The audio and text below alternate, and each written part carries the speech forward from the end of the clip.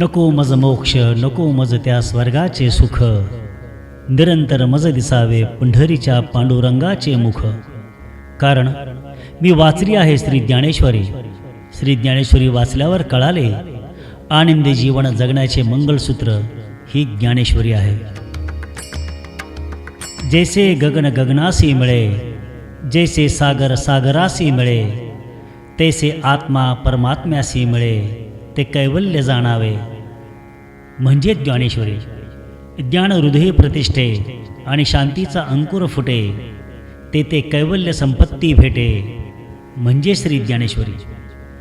जेथे जाणणे आणि जाणते हे दोन्ही नाही उरते, ते कैवल्य सहज भेटे आत्मरूपी म्हणजे श्री ज्ञानेश्वरी. जैसा सागर सागरासी, जैसे आकाश आकाशी, तैसा आत्मा परमात्म्यासी अभिन्न होय म्हणजे श्री ज्ञानेश्वरी.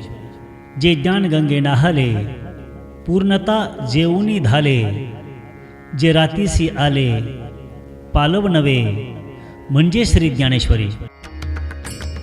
जैसे सूर्यानी प्रकाशे, अंधारू जाये सर्व दिशे, तैसे ज्ञानाची वशे अविद्या नूरे म्हणजे श्री ज्ञानेश्वरी.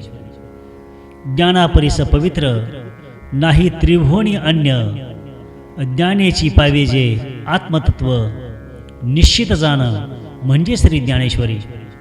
जैसा जीर्ण वस्त्र सांडीजे, मग नूतन वेढीजे, तैसे देहांतर स्वीकारीजे आत्मा नित्य म्हणजे श्री ज्ञानेश्वरी. जो जन्मला तो मरेल, जो मेला तो पुन्हा जन्म धरेल, या नियमाचा खेद धरील तो अज्ञानी म्हणजे श्री ज्ञानेश्वरी.